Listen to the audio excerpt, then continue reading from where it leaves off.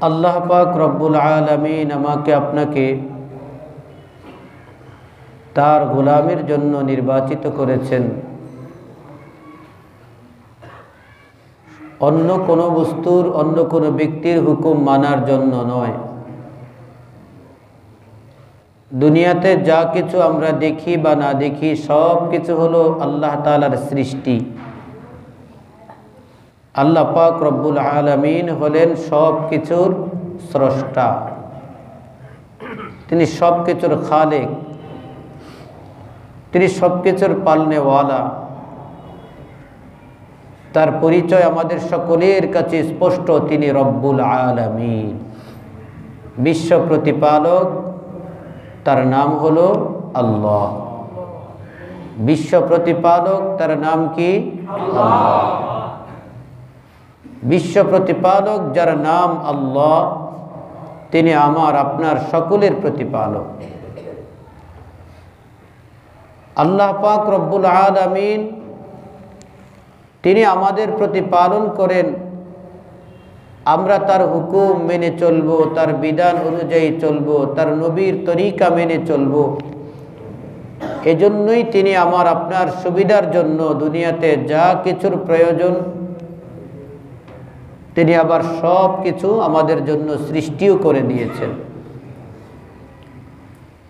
এই সৃষ্টির মধ্যে সে কেহ যদি স্রষ্টাকে যদি ভুলে যায়, তাহলে তার চাইতে হতভাগা, তার চাইতে বড় নাফরমান, তার চাইতে বড় কপাল পোড়া আর কেউ হতে পারে না। যেই সৃষ্টির মধ্যে সে নিমজ্জিত হয়ে গেল, তার স্রষ্টাকে সে ভুলে গেল, সৃষ্টির সৌন্দর্যতা দেখে, সৃষ্টির মেধা দেখে, সৃষ্টির লৌকিকতা দেখে সে তার মহান স্রষ্টাকে ভুলে যায়। আল্লাহ পাক রব্বুল আলামিন তার ব্যাপারে ঘোষণা করেছেন, وَمَن يَبْتَغِ غَيْرَ الْإِسْلَامِ دِينًا فَلَن يُقْبَلَ مِنْهُ وَمَن يَبْتَغِ غَيْرَ الْإِسْلَامِ دِينًا فَلَن يُقْبَلَ مِنْهُ وَهُوَ فِي الْآخِرَةِ مِنَ الْخَاسِرِينَ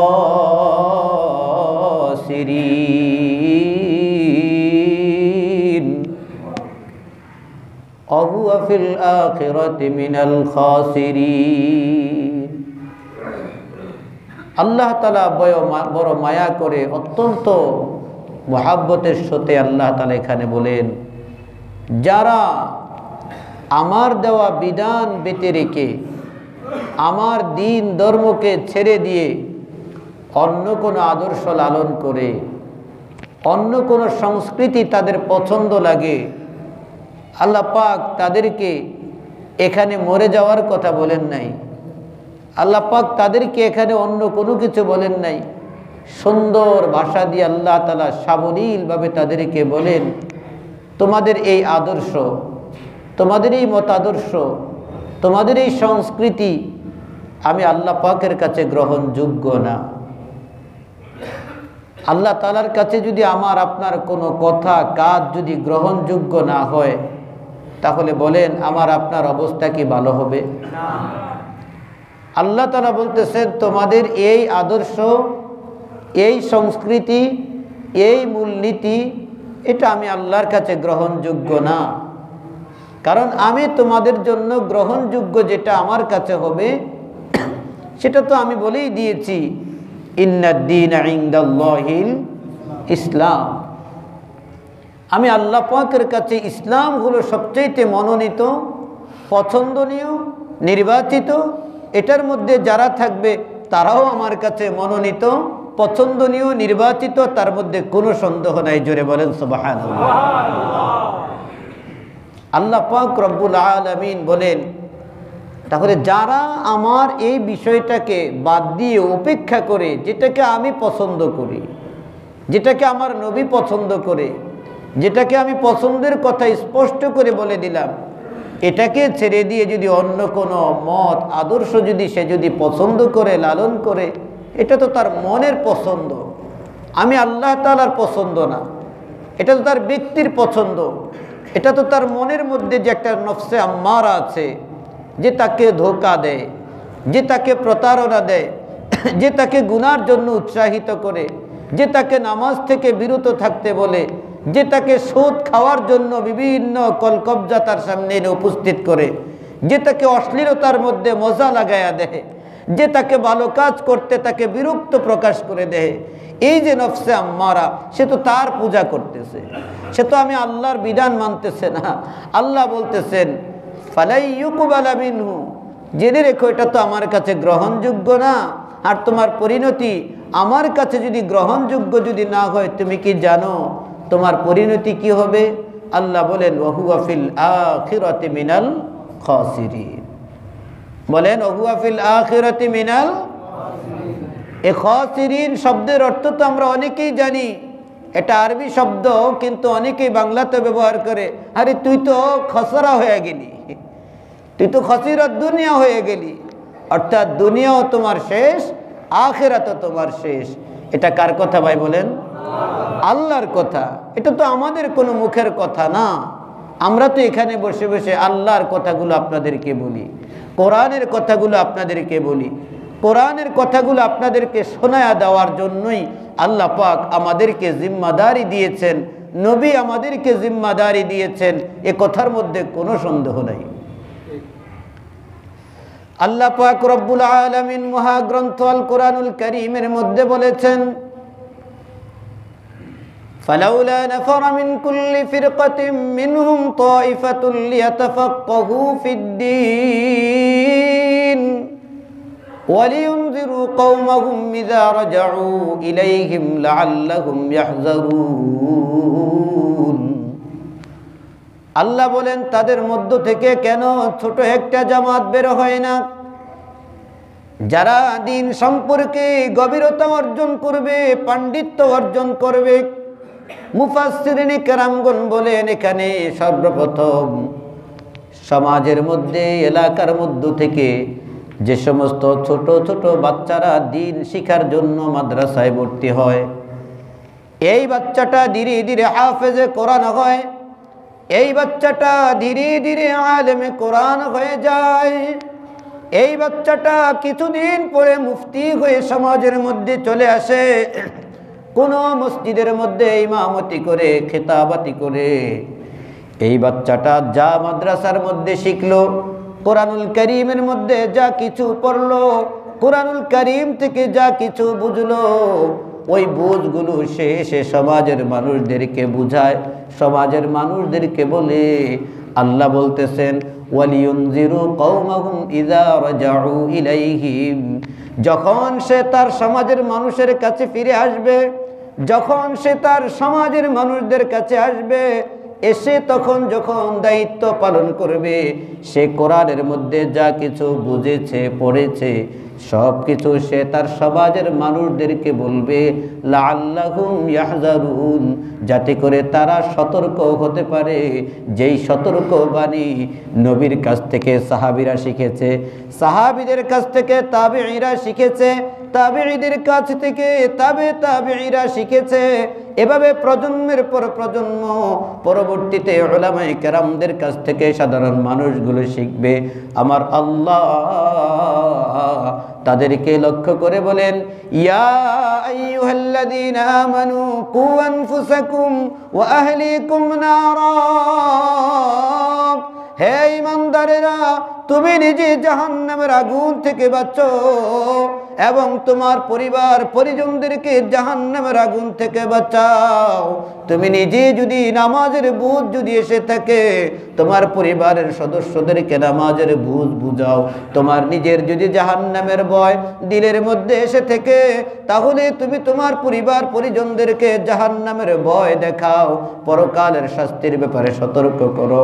এটা যদি করতে না পারো, কাল কিয়ামতের ময়দানে আল্লাহর দরবারের মধ্যে তোমাকে কোনো মত সম্পর্কে জিজ্ঞেস করা হবে না, কোনো ব্যক্তি সম্পর্কে জিজ্ঞেস করা হবে না, তুমি কোথায় গিয়ে দিন শিখেছো সেটাও জিজ্ঞেস করা হবে না।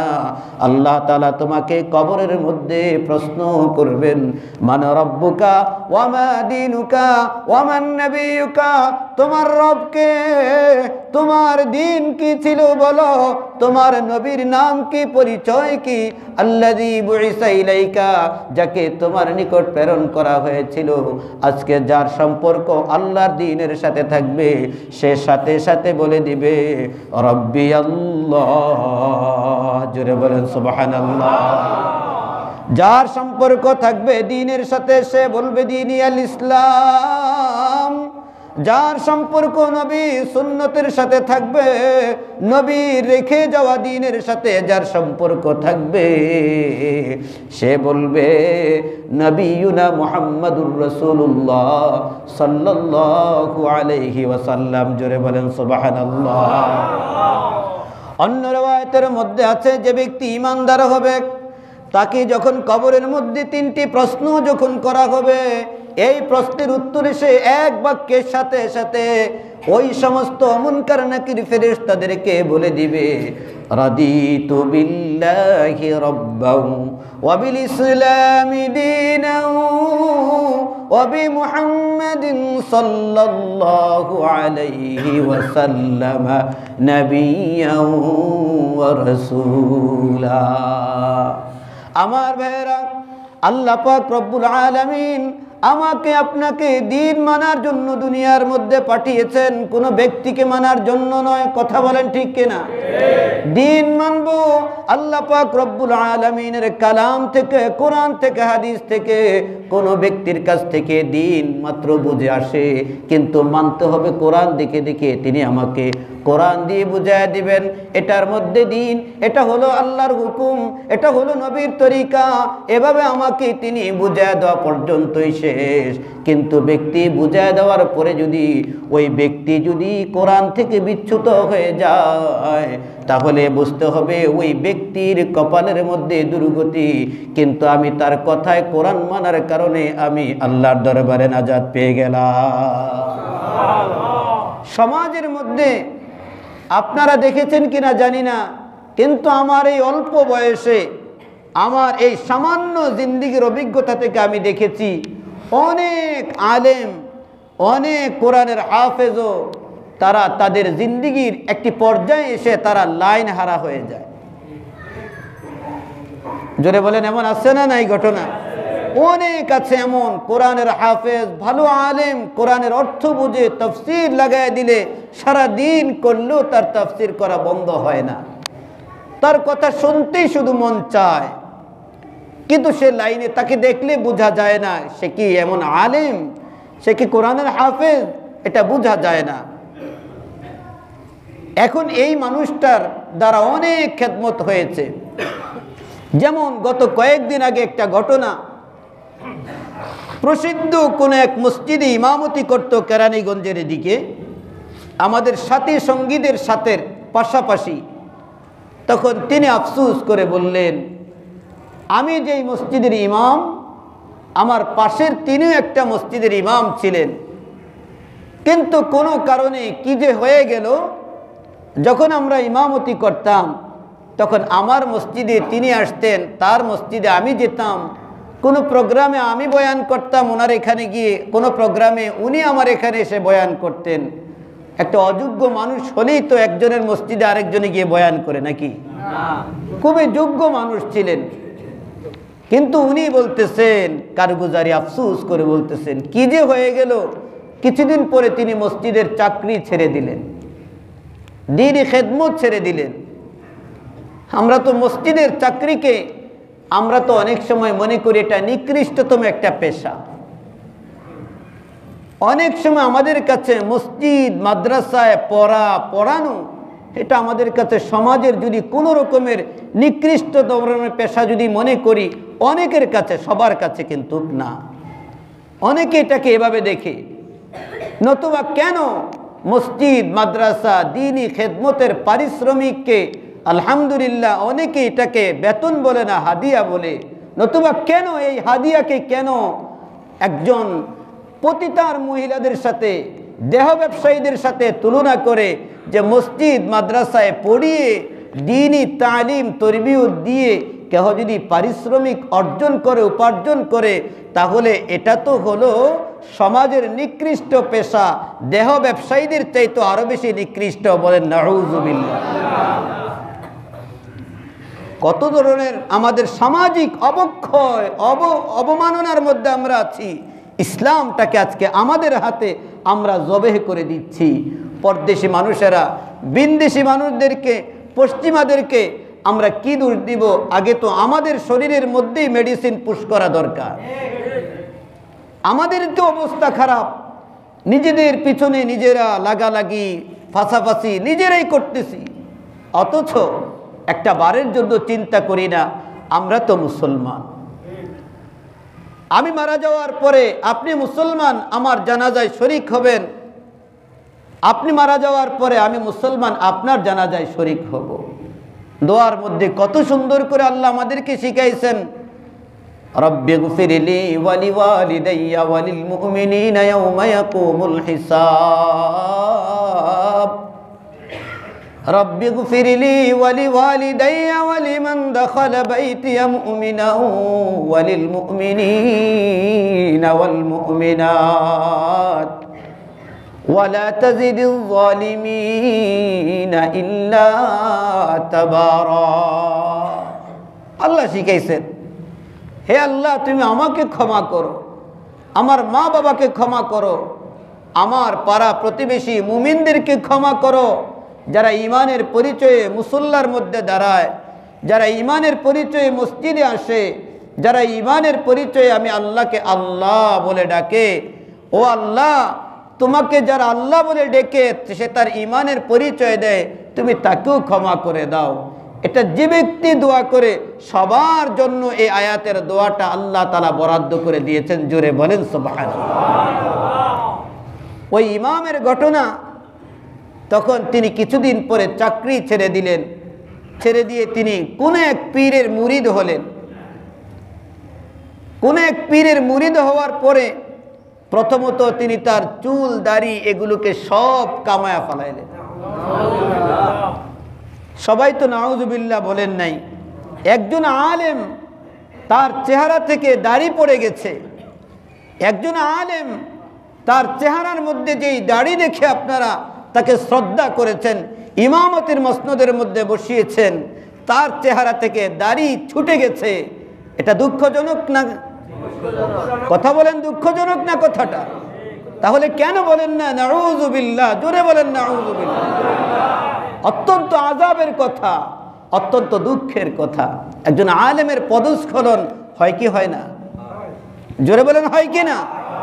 এখন ওই মসজিদের মধ্যে যতগুলো মুসল্লি আছে তারা তো সবাই ইমামের পিছনে নামাজ পড়েছে। এখন তাদের সবার উচিত, হুজুর যখন দাড়ি কাইটা মাথা নেড়া করে সব কিছু যখন পরিবর্তন হয়ে গেছে, আমরা সবাই দাড়ি কামায়া ফেলাবো, সবাই মাথা নেড়ে করে ফেলবো, কারণ তিনি তো আমাদের ইমাম। কথা বলেন না কেন? এটা কি করা উচিত না হিসাবে? যুক্তি তো এটাই বলে, আকল তো এটা বলে, আমার ইমাম তো পদস্খলিত হয়ে গেছে। আপনি বলবেন যে না, ইমাম যেটা করছে এটা বুঝে শুনেই করছে, সুতরাং তিনি যেদিকে আমিও সেদিকে। আল্লাহর নবী সাল্লাল্লাহু আলাইহি ওয়াসাল্লাম বলেন, না না, আমি আল্লাহ পাক রব্বুল আলামিনের পক্ষ থেকে তোমাদের সামনে দুইটা বস্তু ছেড়ে যাচ্ছি। ও সমাজের মানুষ, ভালো করে দিল দিয়ে শোনো, বুঝো, কথাগুলোকে তুমি অন্যদিকে তুমি ডাইভার্ট করে বোঝার চেষ্টা করবে না। বুঝলে বুঝপাতা, না বুঝলে তেজপাতার মতো। বুঝলে নিজের জীবন দামি হবে, না বুঝলে নিজের জিন্দেগি অন্ধকার হবে। আল্লাহর নবী সাল্লাল্লাহু আলাইহি ওয়াসাল্লামকে সাহাবায়ে কেরাম জিজ্ঞেস করলেন, ইয়া রাসূলুল্লাহ, ইয়া হাবিবাল্লাহ, যেদিন আপনি দুনিয়ার জমিনের মধ্যে থাকবেন না, সেদিন আমরা কি দেখে দেখে আমরা দিন মেনে চলবো, জাহান্নাম থেকে বাঁচবো?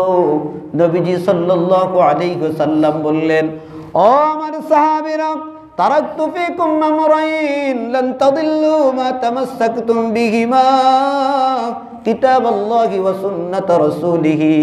ও আমার সাহাবীরা, তোমাদের সামনে দুইটি বস্তু আমি নবী ছেড়ে যাচ্ছি। একটি হলো আমি আল্লাহর পক্ষ থেকে প্রাপ্ত কোরআনুল কারীম কিতাব, আরেকটা হলো আমি নবীর জিন্দেগির 23 বছরের জিন্দেগি নবুয়ত পাওয়ার পর থেকে নিয়ে আমার মৃত্যু পর্যন্ত এটার নাম হলো সুন্নতি জিন্দেগি। আমার সুন্নতি জিন্দেগি তোমাদের সামনে আর আল্লাহর দেওয়া কালাম তোমাদের সামনে রেখে গেলাম। তুমি যদি কোনো ব্যক্তিকে অনুসরণ অনুকরণ যদি করো, আল্লাহর কালাম আমি নবীর সুন্নত দিয়ে মিলায়া নাও, যদি কোরআনের সাথে আর সুন্নতের সাথে যদি মিল থাকে, যতক্ষণ মিল থাকে ততক্ষণ ব্যক্তি তোমার আইডল হবে। যখন মিল বিচ্ছিন্ন হয়ে যাবে এই ব্যক্তি কোনোদিন তোমার আইডল হতে পারে না। কথা বলেন ঠিক কিনা? এই ব্যক্তি কোনোদিন আর তোমার আইডল থাকবে না, কারণ তিনি কোরআন থেকে তিনি নিজেই তো বিচ্যুত হয়ে গেছেন। আর ব্যক্তি তোমার আইডল হয়ে তোমাকে কোরআনের কথা কিভাবে রাহবারি করবেন? ওই আলেমের যে অবস্থা, কিছুদিন পরে তিনি তো এই দাড়ি আর চুল কামায়া তিনি তো সন্ন্যাসী হলেন। এর কিছুদিন পরে তার একেবারেই পুরা দেহের পোশাক চেঞ্জ হয়ে গেল। কিছু কিছু মানুষ দেখবেন সমাজের মধ্যে 2 কাপড় পরে ঘুরে, শিলিবিহীন 2 কাপড় পরে ঘুরে। এখন এটা কোন তরিকার মানুষ এটা আপনারা অনেকেই জানেন, আমার অত একটা ধারণা নাই। ওই হুজুর এখন 2 কাপড়ওয়ালা হয়ে গেছে, একটা পরনে আর একটা দেহের মধ্যে। এভাবেই তার ছবিটা আমি দেখলাম। আর আফসোস করে তার প্রতিবেশী ইমাম তখন তাকে আফসোস করে আমাদের সমাজের আলেম শ্রেণীকে এভাবে তিনি সতর্ক করলেন, যে কোনো সময় যে কোনো কিছু হয়ে যেতে পারে। তাই আল্লাহর দরবারের মধ্যে হেদায়েতের রাস্তা সদা সর্বদা তুমি কামনা করো। ইহদিনাস সিরাতাল মুস্তাকিম সিরাতাল্লাযীনা আনআমতা আলাইহিম গায়রিল মাগদুবি আলাইহিম ওয়ালাদ-দাল্লিন। ও আল্লাহ, তুমি আমাকে সিরাতে মুস্তাকিম দেখাও। আল্লাহ, সিরাতে মুস্তাকিম তো আমি চিনি না, তুমি তো জানো কোনটা সিরাতে মুস্তাকিম। তবে আমি এতটুকু তোমার কাছে বলতে চাই, ওই পথটাই তুমি আমাকে দিও যেই পথে চলার কারণে, যেই পথে থাকার কারণে তুমি যাদের প্রতি রাজি খুশি ছিলে। সিরাতাল্লাযীনা আনআমতা আলাইহিম। আল্লাহ বলেন আমি কাদের উপরে নিয়ামত নাজিল করেছি। আল্লাহ তাআলা কোরআনুল কারীমের মধ্যে বলেন আনআমাল্লাহু আলাইহিম মিনান নাবিয়্যিন, আনআমাল্লাহু আলাইহিম মিনান নাবিয়্যিন। আল্লাহ তাআলা নিয়ামত নাজিল করেছেন, অনুগ্রহ করেছেন আল্লাহ তাআলা মিনান নাবিয়্যিন, নবীদের উপরে, ওয়াসসিদ্দিকিন, সাহাবায়ে কেরামদের বড় জামাত সিদ্দিকিনদের উপরে, ওয়াসশুহাদাই, এবং শুহাদায়ে কেরামদের উপরে, ওয়াসসালিহিন, সমাজের মধ্যে নেককারদের প্রতি আল্লাহ পাক রব্বুল আলামিনের অনুগ্রহ আল্লাহ তাআলা শিখিয়ে দিলেন। সুতরাং তুমিও ওই সমস্ত নিয়ামত প্রাপ্ত বান্দাদের পথ মত তুমি রীতিনীতি অনুসরণ করে চলো। কাল কিয়ামতের ময়দানে আমি আল্লাহ অনেক সময় অনেক মানুষের সাথে যার সম্পর্ক, আমি আল্লাহ তাআলা ওই সম্পর্কের মানুষের কারণে সম্পর্কের মানুষটাকে আমি আল্লাহ বিনা হিসেবে মাফ করে জান্নাত দিয়ে দিব। সুতরাং কাকে চুজ করব এটা আমাকে চিন্তা করে করতে হবে। কি করব না করব এটা আমার জিম্মাদারি। আমি বুঝাতে চেয়েছি, আল্লাহ তাআলা বললেন কু আনফুসাকুম ওয়া আহলিকুম নারা, তুমি নিজেই বাঁচো এবং পরিবার পরিজনদেরকে বাঁচাও ওই আগুন থেকে, যেই আগুনের ইন্ধন হবে মানুষ, পাথর। আহারে কি অবস্থা! গিলাজুন শিদাদুন লা ইয়াসুনাল্লাহ। আর ওই জাহান্নামকে রক্ষণাবেক্ষণ করবে এমন ফেরেশতারা যাদের মেজাজ হবে অত্যন্ত রূঢ় মেজাজ হবে, রুক্ষ মেজাজ হবে, অত্যন্ত কঠোর হবে। তারা চিৎকার চেঁচামেচিতে তাদের হৃদয় গলবে না, তারা শুনবে না। তাদের কান্নাতে, তাদের জাহান্নামীদের কান্নাতে তাদের দিলের মধ্যে এতটুকু দয়া মায়া হবে না। কিন্তু আজকে যদি দুনিয়ার মধ্যে যদি আল্লাহর দরবারে কান্নাকাটি করি, আজকে আমরা এই কথাগুলো যারা বলে, এই কথাগুলো যারা বলতেছে, এই কথাগুলো আমাদেরকে যারা শোনাইতেছে, আজকে তাদের প্রতি আমাদের ঘৃণা লাগে, ঘৃণা লাগে। আজকে তাদেরকে আমরা আমাদের জন্য প্রতিপক্ষ বানায় নেই। তোমাদের প্রতিপক্ষ ওলামায়ে কেরাম কখনো না। ওলামায়ে কেরাম যেদিন জনগণের প্রতিপক্ষ হয়ে যাবে, সেদিন এই পৃথিবী আল্লাহ তাআলা ধ্বংস করে দিবেন। একজন আলেমও হলো সাধারণ মানুষদের পক্ষে আল্লাহর দরবারের মধ্যে কান্নাকাটি করে, আল্লাহ তুমি আমাদের সমাজটাকে রক্ষা করো, তুমি আমার দেশকে বাঁচাও। ও আল্লাহ, তুমি সাধারণ মুসল্লিদেরকে দ্বীনের বুঝ দাও। এভাবে একজন আলেম হলো তোমার জন্য আল্লাহর দরবারে কান্নাকাটি করে। সুতরাং আলেম কখনো আওয়াম সাধারণ মানুষের প্রতিপক্ষ নয়। আমরা তাদেরকে প্রতিপক্ষ মনে করলো এটাও ভুল, এটাও শয়তান আমার দিলের মধ্যে তাদের সম্পর্কে একটা ভুল ধারণা সৃষ্টি করে দেয়। আলেম কোনোদিন আপনার প্রতিপক্ষ হতে পারে না।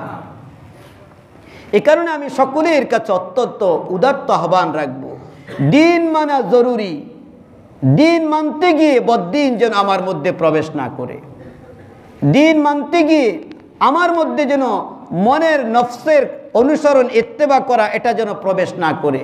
সমাজটার মধ্যে প্রতারণা চলতেছে, দেশটার মধ্যে মানুষদের মধ্যে, দেশটা বলতে এই গোটা পৃথিবীটার মধ্যে শুধু ধোঁকাবাজি আর ধোঁকাবাজি, শুধু প্রতারণা আর প্রতারণা। বাস্তবে একটা কথা আপনাকে আমি বলি, গতকালকে মোবাইলের মধ্যে নেট লাগে না, নেট আর মিনিট একসাথে পাওয়া যায়। 50 জিবি 60 জিবি সাথে 1000 মিনিট 1600 মিনিট প্রায় 775 টাকা করে বর্তমানে বিক্রি করে স্বাভাবিকভাবে। ফেসবুকের মধ্যে একটা চক্র আছে অনলাইনের মধ্যে, তারা এভাবে হঠাৎ করে অর্ধেক দামে, নতুন বছরে নতুন অফার আপনার জন্য, এত মিনিট আপনি অর্ধেক দামে পাচ্ছেন, নিবেন তো অতি তাড়াতাড়ি আপনি যোগাযোগ করেন, ইনবক্সে চলে আসুন। কত সুন্দর অ্যাডভার্টাইজ। এখন সে বলতেছে, আমি ওখানে নক করলাম, বললাম যে ভাই আমার 2টা সিমের মধ্যে লাগবে, দেন। বলল কি লাগবে? আমি বললাম এই বিষয়ে দেন। বলল তাড়াতাড়ি করে বিকাশ অথবা নগদে টাকা সেন্ড করে স্ক্রিনশট পাঠান, আমি আপনাকে দিয়ে দিব। পাঠানোর 1 মিনিটের মধ্যে 2 মিনিটের মধ্যে আপনার অ্যাকাউন্ট সচল হয়ে যাবে, আপনি নেট পেয়ে যাবেন, আপনার সিম চালু হয়ে যাবে। আমি বললাম যে ভাই আপনি আমার কাছে পাঠান, সাথে সাথে 1 মিনিটের মধ্যে আপনার কাছে টাকা পৌঁছে যাবে। আমরা নতুন কাস্টমারকে এভাবে দেই না। তাই আমি বললাম আমিও তো আপনার কাছে নতুন, আপনিও তো আমার কাছে নতুন, আপনি যে আমাকে দিবেন বলে ভরসা রাখেন। আমি বললাম আপনিও আমার প্রতি ভরসা রাখেন, আমি আমার পরিচয়টা আমার প্রোফাইলের মধ্যে আছে, আপনি গিয়ে দেখেন। আপনি আমার প্রতি ভরসা রাখতে পারেন না, আমি তো দিব, আমি আপনার প্রতি ভরসা রাখবো না কেন? আমিও রাখবো, আপনিও রাখেন। পরে বলতেছে না স্যার সরি, আমরা এটা দিতে পারি না, এটা আমাদের আইনের বিষয় না। ঠিক আছে ধন্যবাদ স্যার। তখন আমি তাকে এতটুকু বললাম, ধন্যবাদ বাটপার। উনি আমাকে বলছে ধন্যবাদ স্যার, আমি তাকে বললাম ধন্যবাদ বাটপার। আমি আপনাদের কাছে প্রশ্ন রেখে যাই, যদি লোকটা যদি ভালো যদি হতো, আমার এই কথাটা কিন্তু তার গায়ের মধ্যে লাগতো, লেগে তিনি কিন্তু আমার ইনবক্সে আসতেন, আমার ওখানে নাম্বার টাম্বার সব কিছু দেওয়া আছে, তিনি কিন্তু আমাকে কল করে আমাকে আইডেন্টিফাই করতে পারতেন, জিজ্ঞাসা করতে পারতেন ভাই আপনি কেন আমাকে এই কথাটা বললেন। তখন দেখলাম এরকম অনেক চক্র, তাদের প্রোফাইলের মধ্যে একটা হ্যাক করা আইডি থাকে, তাদের একটা ভুয়া আইডি থাকে, ওই আইডির মধ্যে হুজুরদের ছবি দেওয়া থাকে। এভাবে হুজুরদের ছবি দিয়ে আইডি খোলা থাকে, আর বলে অমুক টেলিকম অমুক এই করে মানুষদের কাছ থেকে টাকা হাতায় নিচ্ছে। এরকম একটা চক্র সমাজের মধ্যে কারা করে? মানুষ করে না? জোরে বলেন কারা করে? এগুলো মানুষ করে। তাহলে সারাটা পৃথিবী এভাবে ধোঁকায় চলতেছে, প্রতারণায় চলতেছে, আল্লাহ পাকের রহমত কোত্থেকে আসবে বলেন? তাই আমি আপনাদের সকলের কাছে বলি, প্রকৃত আলেমদের কাছে যখন আসবেন ইনশাআল্লাহ আস্থার সাথে বলি, বুকের মধ্যে হাত দিয়ে বলি, মৃত্যু পর্যন্ত বলে যাব, আপনাদের উপকার হবে, আপনাদের কল্যাণ হবে, ক্ষতি হবে না, লাভ ছাড়া কোনো ক্ষতি হবে না। কিন্তু আলেমদের থেকেই দুনিয়াদার আলেমদের কাছে যাবেন, দুনিয়াদারদের পিছনে পিছনে ঘুরবেন, আপনার লাভ সামান্য হতে পারে, কিন্তু পরিশেষে এমন ক্ষতি হবে, খাসিরাত দুনিয়া ওয়াল আখিরা। কার কথা জোরে বলেন? আল্লাহর কথা। যা বুঝাতে চেয়েছি, বুঝলে তো বুঝ পাতা, না বুঝলে কি পাতা বলেন? তেজ পাতা। যদি বুঝেন তাহলে অবশ্যই সঠিক পথে চলবেন, আর যদি না বুঝেন আপনি আপনার মন মতো চলেন, আমার বাধা দেওয়ার কিচ্ছু নাই, আমার বাধা দেওয়ার কিচ্ছু নাই। আমার দায়িত্ব মিম্বার থেকে কথা বলা, কোনটা মানবেন কোনটা মানবেন না এটা আপনার ব্যক্তিগত ব্যাপার, কিন্তু হক কথাগুলো শুনতে বিরক্তকর লাগে, তিতা লাগে। আমি বলি না আমাকে অনুসরণ করেন। যদি আমাকে অনুসরণ করেন, ওই ইমামের যে অবস্থা হয়েছে, ইমাম যেমনিভাবে চুল দাড়ি কামায়া সন্ন্যাসী হয়ে গিয়েছে, সমস্ত মুসল্লিদের উচিত ওই ইমামের অনুসরণ করে সন্ন্যাসী হয়ে যাওয়া। জোরে বলেন নাউজুবিল্লাহ। এখন এমনও অনেক মুসল্লি মানুষ আছে, অসুবিধা নাই, তিনি যদি জাহান্নামে যায় আমিও জাহান্নামে যাব, তার মধ্যে কোনো অসুবিধা নাই। চিল্লায় বলেন নাউজুবিল্লাহ। ভাই, তোমার এই কথা সম্পূর্ণ ভিত্তিহীন। তুমি জাহান্নামে যে যাওয়ার কথা বলো, এটা দুনিয়ার রৌদ্র না, এটা দুনিয়ার আগুন না, এটা দুনিয়ার শাস্তি না, এটা দুনিয়ার কোনো কষ্টের জায়গা না যে কিছুদিন থাকবো তারপরে বের হয়ে চলে আসবো। একবার ঢুকলে সেখান থেকে আর বের হওয়া যাবে না, কান্নাকাটির আওয়াজ কেউ শুনবে না।